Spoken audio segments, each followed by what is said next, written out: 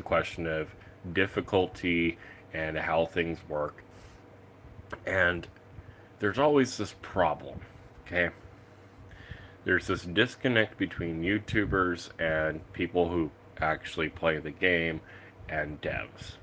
You know, when you're a YouTuber and everything, especially when you have a lot of followers and you cover topics, uh, the devs tend to look at what you're doing, right? But what they don't understand is that the opinion of the game itself and how the game works is, completely redundant to what a YouTuber would view it as. And what do I mean by that? Well, prime example, and I'm actually loading it right now, is Destiny 2. The biggest problem with Destiny 2 is they kind of tried to tone us down. Beyond Light pissed a lot of people off because they removed a bunch of weapons and things. Um, you know, before that, before Beyond Light, player numbers were dropping massively across expansions because there wasn't an increase in power, there just was more of the same. And when you don't have an increase in power, you don't have a change in the gameplay. Everything's just the same no matter what. People use the same things, people do the same things, nobody tries new things. Now, you look at Helldivers 2, and those devs, for whatever reason, they love to nerf everything. Okay? And so they'll nerf a bunch of things. The player numbers just drop down super low, and then they'll course correct and they'll buff things and they'll try to make enemies easier and everything, but it's incorrect because you don't want to make the enemies easier. You just want to undo your nerfs and maybe buff things that are not as widely used and just go from there. Now, what would it be like if people only ever buffed things and never nerfed things? Well, it'll be a lot like card games. Yu-Gi-Oh is a great example of this. In Yu-Gi-Oh, we have a thing called power creep, right? And so power creep is when the new set of cards comes out and they're more powerful than the previous set, and you want to play with them. Uh, and I'm just going to go ahead and ban you from this video and from my channel completely, so congratulations. Boop-a-doop. Now, with that in mind, with the course correction of power creep, you get this thing where essentially what happens is you have to ban cards, but that's okay. And when you ban cards in a card game, you create different formats. One of the most popular formats in Yu-Gi-Oh! Is the Edison format. That format's from 2011. Okay, that was 18 years ago. I was 11. Or wait, no. 18 years ago, I'm 29. Yeah, I was 11. Uh, 2011 though, that's not. So it's not 11, 18 years ago. I got that number wrong. Um, 14 years ago, excuse me. I was 15 when Edison format was around, right? And you look at cards like Bottomless Trap Hole. Okay, that's a big one. Bottomless Trap Hole outside of Edison format is worthless. Nobody runs it, nobody plays it. But with inside of Edison format in Yu-Gi-Oh, it's a $260 card. People pay that much money for that card because they still play Edison format. Now, with this in mind, Destiny, listening to Datto and all these other asshole YouTubers and their player numbers dropping, they're regaining their player numbers now. They're getting ready for the launch of whatever the fuck the expansion's called. I don't even know what it's called. I have it. Maybe I'll do videos on that, but they are buffing everything. They're going through every exotic right now, and they're trying to buff everything because they're trying to bring players back. Because players are complaining that the game is too difficult and we keep getting nerfed. Helldivers. They nerf everything, and then people complain, and then you have enemies that don't have any weak spot damage, and it's pissing players off. Then you have this other thing where you have all this time to nerf things, but you don't fix problems with the game, glitches and other issues, and that pisses people off, right? So here's another thing to think about.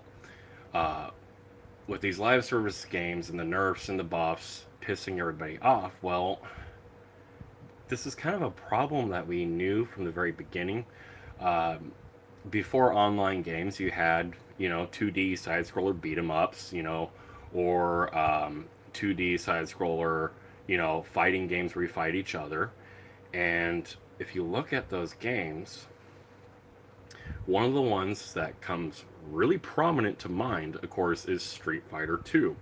Now, I bet because a lot of you are younger and also a lot of you don't scour the entire internet, I bet a lot of you guys don't know that Street Fighter 2 has over 50 different versions. There's Champion Edition, there's World Tournament Edition, there's all these different versions, right? And there are two versions that I think about that really just come to mind no matter what. Uh, One version nerfs fucking everything. Everything got a nerf. And anything broken, there's no cheating. No character has an advantage over the other character. And that's the most hated version of Street Fighter 2. Everybody hates it. It's boring. It's not fun to play. Okay? Now, you look at the other version, what is the hands down most popular version of Street Fighter 2? Um, for people who play all these other versions and actually spend the time rating them, and scouring the corners of the internet. And it's a version of Street Fighter where they just buff everything. Somebody went through the ROM hacked it, and buffed every single fighter, buffed every single character, buffed every single ability. You got things like E Honda being able to fly through the air and spam his punch at the same time, where the physical act of him punching makes him fly, right? Stupidly powerful, and everybody loves that version of the game. So, what do you do? Well, you can't have all these powerful characters and then have an AI that's not very good. Well, that's what the other part of the ROM hack is when you play the campaign mode and you go through the world tournament in this game, the AI is better. Okay, let's see.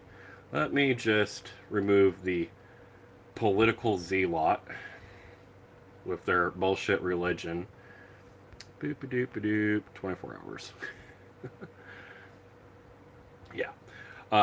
But with this in mind and all these people and everything, you know, you have an online game and everybody gets pissed because nothing ever changes, or something gets nerfed and their favorite build gets nerfed and they want to leave, right? And you have this in multiplayer games, you have this in PvP and PvE environments, and nobody wants to play, a game where their build gets nerfed for no reason. And you can have things that are truly egregious that just, take over the game. Magic the Gathering actually bans cards that do this, but they still have a timeless format where, these cards that do this thing are still allowed. Like, one of the biggest problems in Magic the Gathering, one of the most powerful things you can do to fuck somebody over, is simply to just take a second turn. In Yu-Gi-Oh, even, extremely rare. There's only like 2 cards that allow you to have a second turn. And wouldn't you know it, those cards are the most commonly banned thing. Now, in online multiplayer, it's more reaction or anything. It doesn't really apply, in a PvE scenario, if you buff the player, buff the enemies. Like, there's so many different ways that you can empower an enemy to engage with a player that the player can still feel powerful and enjoy the fact that their equipment got buffed, but then have to actually deal with increasing challenge. There's a reason why we have difficulty, and here's the other thing, you know, cheat codes and stuff like that is really fucking popular, you know, because it takes this game that might have been difficult and it makes it stupidly easy. The Konami code's been around forever. And with that in mind, you know, why would people play with cheat codes and remove a challenge? Well, because that's fun. Having a challenge is fun. So having more tools to engage with a game at a higher difficulty is also fun. Destiny, to appeal to these fucking YouTubers, and they should have never nerfed anything. They should just added more enemies. On these higher difficulties and grandmasters and everything, they should just add more enemies. That's what they could have done. You know, Helldivers with the weapon nerfs and all this other bullshit. It's like you can just add a variety of enemies. You already die so quickly in the game that it's just unnecessary to even nerf anything. You know, uh, if you really want to add, like, I don't know, some kind of weapon challenge or anything, well, you guys already do weather events. Expand upon them. Maybe this, you know, like the fire tornadoes. Like, everybody loves playing with the fire tornadoes and everything. The fire tornadoes will fucking kill you, right? Those are fun. Everybody loves the ion storm and everything. It's like, you know, super annoying when it happens and everything, but it's still fun and people want to engage with that. You can do a lot more. What if there was, oh, I don't know, like a fucking acid rain on one of like the bug planets, and so then you have to go take shelter from it. Now you're crammed in a cave with a bunch of fucking angry bugs trying to eat you, right? Uh, you look at other games that fail to innovate, that fail to buff anything. Uh, you know, maybe they nerf things that already exist, but the game grows stale. Nobody plays that game, and well, look at Halo Infinite. That game's already on life support. How old is Halo Infinite? It's not that fucking old. Halo Infinite is not so old that it should be on life support already.